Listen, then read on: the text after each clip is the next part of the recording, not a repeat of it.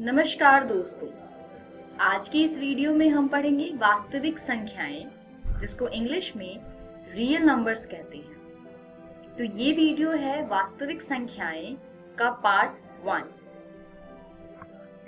चलिए देखते हैं पार्ट 1 में हम क्या पढ़ेंगे। यूक्लिड विभाजन प्रमेयिका। चलिए थ्योरम देखते हैं एक यूक्लिड विभाजन प्रमेयिका का। प्रमेय 1.1 यूक्लिड विभाजन प्रमेय। दो धनात्मक पूर्णांक a और b दिए रहने पर ऐसी अद्वितीय पूर्ण संख्याएं q और r विद्यमान है कि a बराबर bq जमा r हो, जहां पर r 0 से बड़ा या बराबर है तथा r b से छोटा है। इसका अर्थ है कि कोई भी दो पूर्णांक दिया हो, धनात्मक पूर्णांक, तो हम ऐसी दो संख्याएं निकाल सकते हैं q और r, जिससे a बराबर bq जमा r एक जो समीकरण है वो सेटिस्फाई करेगा, और r जो है, r यहाँ पर शेषफल दर्शाता है। r 0 से बड़ा होगा या बराबर होगा और r b से छोटा होगा। यूक्लिड विभाजन एल्गोरिथम दो धनात्मक पूर्णांकों का HCF परिकलित करने की एक तकनीक है। यानी HCF निकालने के लिए हम यूक्लिड विभाजन एल्गोरिथम का प्रयोग करते हैं। आपको याद होगा कि दो धनात्मक पूर्णांक a और b का HCF सबसे बड़ा धनात्मक पूर्णांक d है, जो a और b दोनों को विभाजित करता है। मतलब HCF, जिसको हम इंग्लिश में हाईएस्ट कॉमन फैक्टर कहते हैं, वो दो संख्याओं का वो सबसे बड़ा धनात्मक पूर्णांक होता है जो दोनों ही संख्याओं को पूर्ण रूप से विभाजित करता है।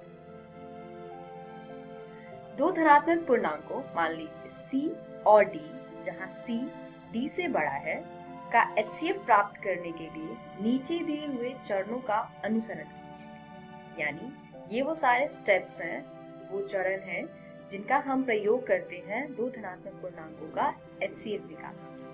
स्टेप 1, C और D के लिए यूक्लिड विभाजन प्रमेयिका का प्रयोग कीजिए।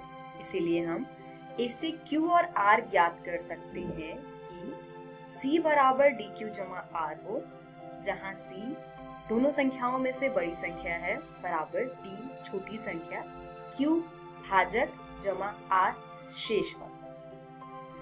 जो शेषफल है वो 0 से बड़ा या बराबर होगा तथा ये शेषफल D से छोटा होगा।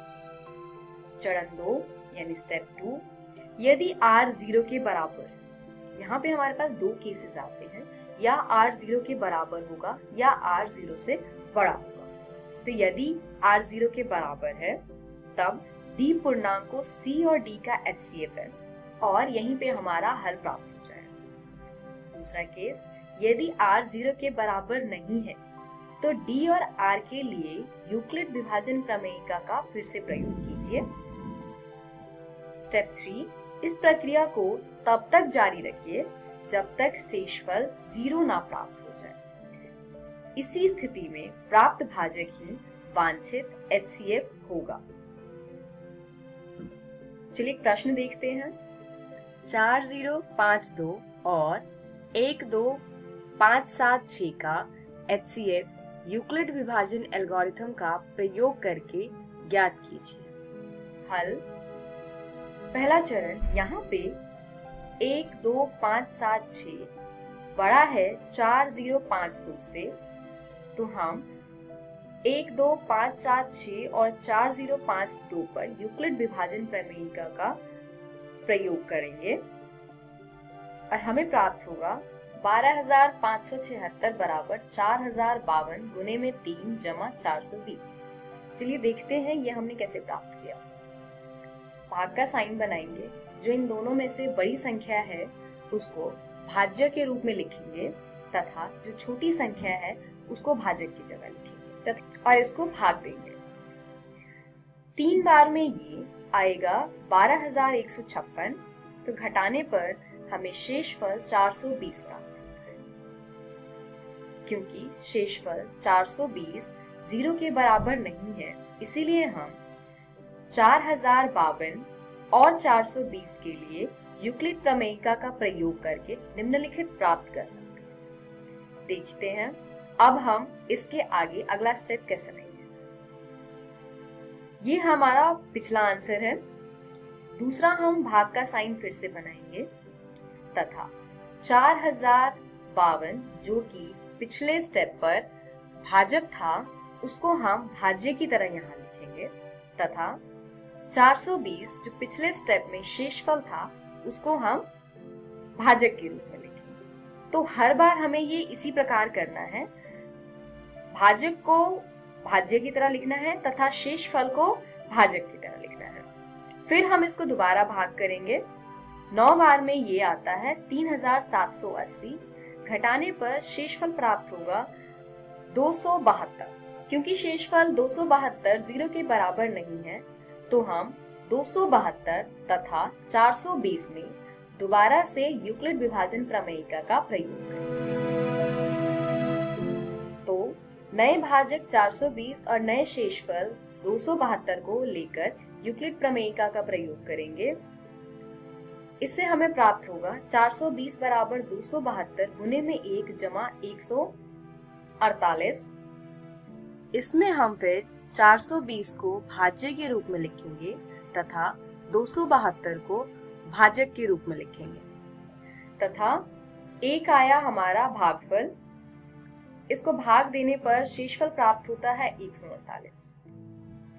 नए भाजक 272 और नए शेषफल 148 पर यूक्लिड विभाजन प्रमेयिका का फिर से प्रयोग करेंगे और ये हम तब तक करते रहेंगे जब तक कि हमारा शेषफल 0 नहीं आ जाता।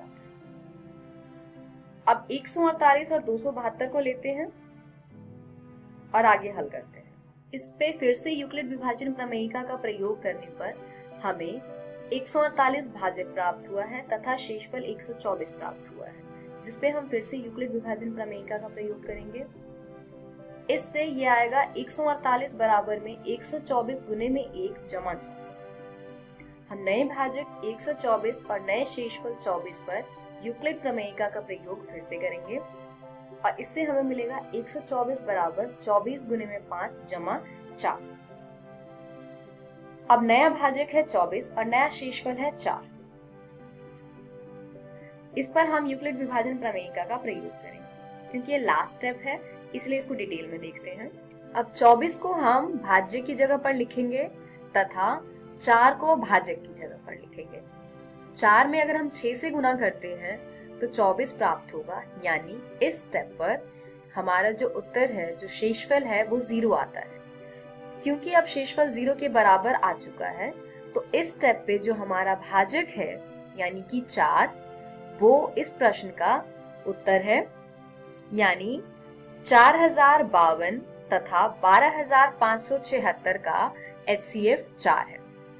इस वीडियो में हमने सीखा यूक्लिड विभाजन प्रमेयिका। अगली वीडियो में हम देखेंगे अंकगणित की आधारभूत प्रमेय, भाज्य संख्या की परिभाषा तथा HCF और LCM। Thank you.